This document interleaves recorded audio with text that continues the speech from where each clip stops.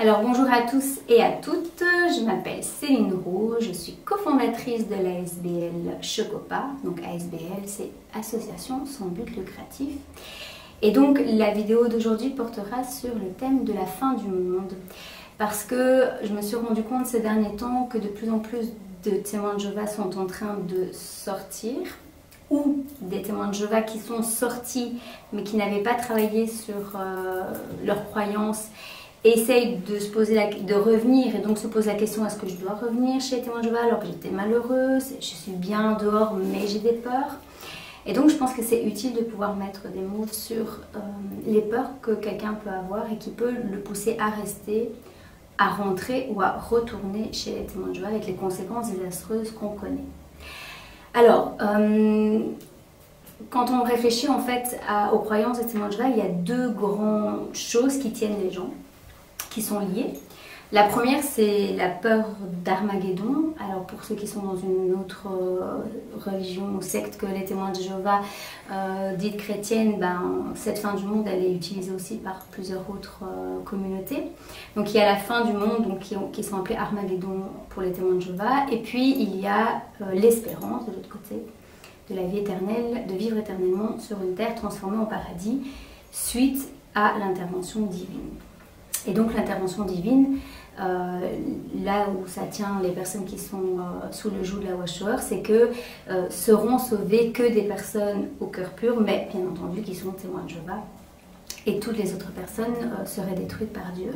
Donc si on réfléchit en fait au niveau population, on a déjà fait des statistiques, on arrive à 99,99% de la population minimum à être détruite par Dieu. Donc il n'y a pas grand chose pour les témoins de Jéhovah qui est positif, en tout cas qui pourrait vivre. Donc on est vraiment dans quelque chose d'élitique en fait. Alors les personnes qui ont peur de la fin du monde, c'est parce qu'en fait elles n'ont pas intégré le fait que lorsqu'elles lisent la Bible, les témoins de Jéhovah utilisent des versets dont Matthieu 24,14. On dit que la bonne nouvelle du royaume serait prêchée par toute la terre habitée en témoignage pour toutes les nations, et alors viendra la fin, qui est un verset phare en fait pour amorcer le fait que une fois que toute la terre sera évangélisée par les témoins de Jéhovah, alors à ce moment-là, Dieu interviendra. Et comme maintenant, en plus avec les moyens modernes, c'est fait, donc sous-entendu que l'intervention divine va arriver. Bon, il y a d'autres doctrines aussi avec les Ouins, les 1914, mais qui changent toutes les années quasiment de croyances comme de chemises, donc je pourrais même plus vous expliquer, je sais même pas si témoins de Jéhovah pourrait vous expliquer l'histoire de la génération parce que c'est tellement tordu que c'est inexplicable, et c'est très bien comme ça.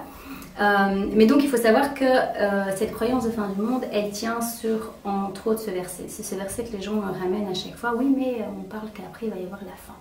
Alors il faut, à chaque fois qu'on vous donne quelque chose, il faut retourner dans son contexte. Là, on se rappelle que Jésus en fait parlait à ses disciples et qu'il avait donné tous des éléments qui allaient arriver, une grande tribulation telle qu'il n'en est jamais survenue, des pestes et disettes dans un lieu après l'autre. Et Jésus parlait de la fin du système de choses juif. Il n'a jamais parlé de la fin du monde en général. Et c'est très important d'en parler parce qu'il faut savoir quand même que les enfants qui sont nés chez les témoins de Jéhovah et qui sont encore dedans vont jusqu'à faire des cauchemars et à ne pas vivre du tout leur vie par cette peur en fait de fin du monde. Donc c'est quand même quelque chose qui amène des traumatismes, c'est pas rien. Et donc quand on reprend le contexte, on voit qu'en fait, et ça les témoins de Jéhovah seront d'accord pour le dire, ce que Jésus a dit, c'est réalisé. Donc c'est accompli. Et donc pour pouvoir utiliser cette peur pour pouvoir mettre les personnes sous emprise, alors ils ont inventé l'histoire qu'il y a un deuxième accomplissement à ce texte biblique.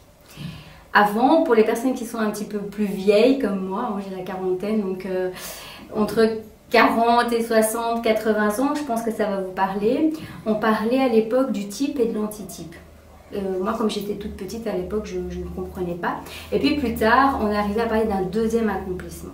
Donc, c'est des termes beaucoup plus simples. Et donc, ce deuxième accomplissement, pour voir que vous puissiez vérifier mes propos, je vous propose de relire votre Bible si vous avez le courage, ou alors en tout cas d'aller chercher les versets que vous connaissez, de faire des recherches pour chercher où, dans la Bible, Jésus, Dieu ou qui que ce soit, un jour ou l'autre, a dit que ce verset allait se reproduire une deuxième fois. j'ai posé cette question à plusieurs anciens quand j'avais 14-15 ans. À chaque fois, il y a eu un évitement de la question. J'ai reposé cette question avant de partir.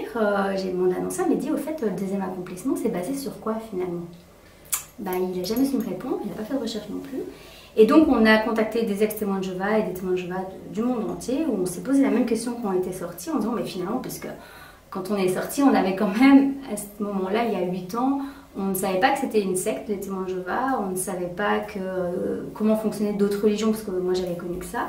Et finalement, on a fait pas mal de recherches. Hein. Moi, j'ai lu d'autres bibles pour me faire mes propres croyances. Et finalement, je me suis rendu compte que ce deuxième accomplissement, il ne tenait pas la route.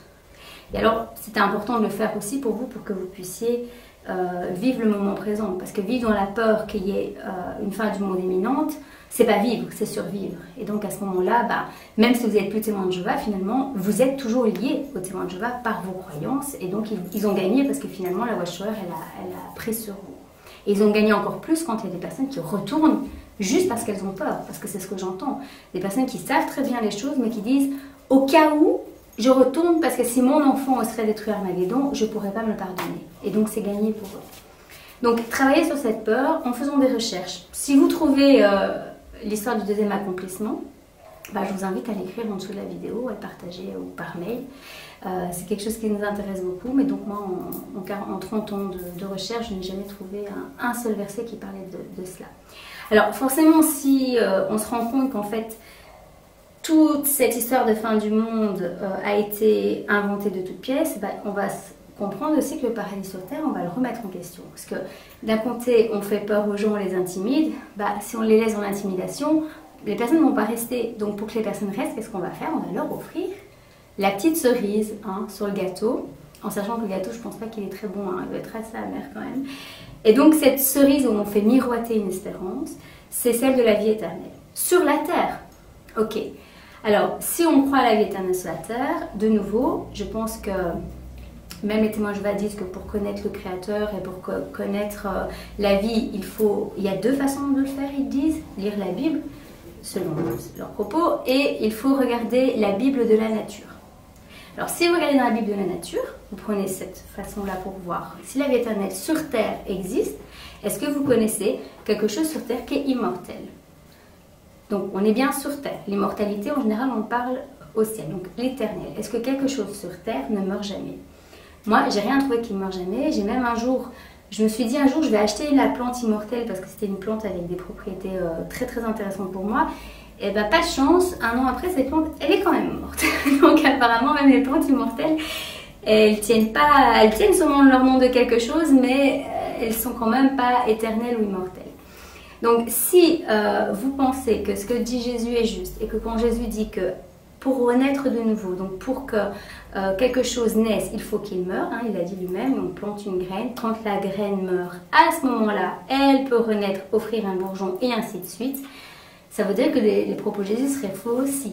Donc, si on relit sa Bible en se posant la question du deuxième accomplissement, est-ce que c'est vrai ou pas? Si on relit sa Bible, je ne vous demande pas de relire l'Ancien Testament avec tout ce qui est historique, je pense que si vous lisez déjà des choses qui sont faciles à lire, le Nouveau Testament et les choses qui vous bottent, il n'y a pas énormément de choses finalement dans la Bible qui est très instructive pour nous, les paroles de sagesse qu'on peut voir dans la Bible. Moi je dis ça de mon point de vue, après c'est une façon de voir, mais si vous prenez, si vous enlevez tout ce qui est Lévitique, donc Deutéronome avec toutes les guerres, les choses comme ça qui ne sont pas des apports au niveau de notre vie actuelle, mais pour chercher dans le Nouveau Testament, par exemple, les propos que Jésus a donnés dans les Proverbes, si vous prenez d'autres Bibles que celles des témoins de Jéhovah, vous avez le Cantique des Cantiques, vous avez les paroles de Salomon qui sont très très instructifs. Donc si vous allez à la recherche des choses qui sont beaucoup plus concrètes et plus dans la spiritualité et la sagesse, vous allez voir que finalement il n'y a pas énormément de choses que ça à lire et qu'il y a des Bibles qui sont très très faciles à lire aussi. Pourquoi je disais ça? Donc parce que finalement, si vous relisez votre Bible, certains passages de la Bible qui fait sens pour vous, en vous reposant cette question, est-ce que ça existe un deuxième accomplissement? Qu'est-ce qui dans la Bible peut amener à réfléchir à ça? Et puis, est-ce que la vie éternelle est quelque chose qui est réel, vérifiable? Vous savez qu'on parle de la résurrection avec Jésus et Lazare. Mais il y a d'autres passages dans la Bible qui montrent quand même que on est amené à mourir d'une manière ou d'une autre. Et il y a d'autres Bibles avec plus que les 66 livres qui parlent de l'immortalité. Et ça, je conseille la Bible de Jérusalem où on parle vraiment dedans de livres qui en parlent. Voilà. Moi, je ne vais pas vous dire l'immortalité existe ou pas, c'est pas mon but, peu importe. Moi, mon but, c'est de vous montrer que vous pouvez vous libérer de la peur de la fin du monde, de cette croyance en la vie éternelle, parce que si vous vous rendez compte que c'est d'ailleurs l'espérance de l'éternel, je vous le rappelle quand même, mais c'est quand même basé à part un texte dans l'Ancien Testament, dans le Nouveau Testament en Révélation, mais on parle qu'on est dans les cieux, donc on dit quand même qu'on est dans les cieux à ce moment-là. Les seuls passages où on parle vraiment de la vie éternelle chez les témoins de Jéhovah, c'est quand même dans l'Ancien Testament. Alors de nouveau, l'Ancien Testament, c'est quand même des choses qui ont été accomplies. Donc si vous relisez en vous posant ces questions-là, vous allez voir que finalement, les deux choses les plus importantes qui ne tiennent plus la route pour vous, si ça ne tient plus la route, vont certainement vous amener sur un chemin de libération. Alors ça va peut-être vous libérer de l'emprise de ces religions et ça va vous amener vers d'autres choses à l'intérieur de vous qui sont la peur de la mort, mais que tout être humain vit. Il faut savoir que le jour où un enfant vient au monde, il se rend compte qu'il est en vie et il va être en méthode survie tout le temps, pour pouvoir rester sur Terre. Mais que si on reste dans cette méthode survie, finalement, on ne va pas être dans la vie véritable. Et d'ailleurs, pour la vie éternelle, j'avais fait un article où j'avais repris le passage de Jean 17,3 où Jésus parle de la vie éternelle. Eh bien, ce que je vous propose, c'est d'aller chercher dans les Strong. Donc, je ne sais plus ce que ça veut dire les Strong. En tout cas, quand vous tapez, je crois que le mot Strong, c'est la référence numérologique de chaque mot. Et donc, vous pouvez avoir la traduction de ces mots et voir qu'est-ce que ce mot veut réellement dire dans la langue originale. Voilà. Donc si vous tapez Jean 17,3 éternel et vous tapez Strong éternel, vous allez voir que le mot éternel n'est pas ce qu'on nous fait croire que cela veut dire. Voilà, et donc, eh bien, je vous propose de faire bien vos recherches, en tout cas de vous libérer de l'emprise de cette peur de fin du monde qui pour tous les ex-témoins de Jéhovah qui se sont reconstruits ont bien compris que ça n'existait pas, et de vivre vraiment bien votre moment présent et de reprendre votre vie en main et d'aller vers tout ce que vous kiffez. Voilà, allez, une bonne journée, à bientôt.